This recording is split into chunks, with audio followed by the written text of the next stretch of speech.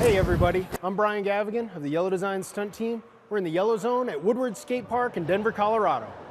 I'm going to give you a few BMX bike tips. This is just if you're going to be going out there practicing, riding, shredding, you want a dialed bike. You'll be able to do a lot better tricks and you'll be able to ride better if your bike is dialed. A couple tips that I can give you. You're going to want your handlebars basically in line with your forks. So what you're going to want to look at is the line and angle that your forks make should be about the same line for your handlebars. You don't want them forward, you don't want them too far back. What you do to adjust those handlebars, these 4 bolts.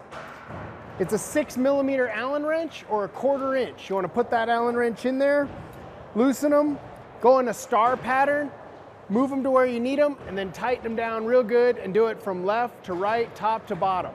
Okay? Another tip is going to be your tires. You want to make sure you've got the proper air inflation in these tires. Personally, I run about 100 pounds of pressure in high pressure Hoffman Bikes tires. I'll tell you what, if you run anything over 60, you're going to be in good shape for skate parks, street riding, dirt riding, ramp riding.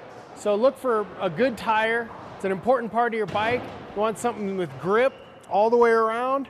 And also if you've got a bike that's got knobbies, get some street tires on there, unless you're going to be only riding dirt. Knobbies aren't very good for street or for skate parks because it's just going to be not a lot of surface area of that tire is going to be coming in contact with the ground.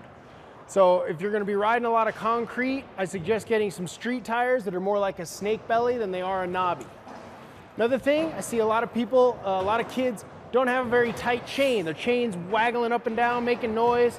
It's pretty tough to shred when you've got a loose chain. If that thing comes off, you have a heck of a crash. So you want a nice tight chain. Also, you're going to go in here with a socket wrench. You're going to want to use a 17 or a 19mm on the rear.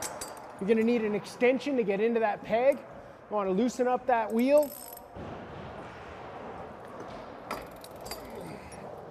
Flip your bike over like this. Get that in there. You loosen it. Loosen the other side. I push on the back wheel, taking it this way, make sure that chain is nice and tight, and then retighten it one side at a time. 17 or a 19mm is typical for a rear end. 5/8 or 15mm is typical for a front end. So yeah, keep your chain tight, your tires inflated, and your handlebars in the right position, and you're good to go.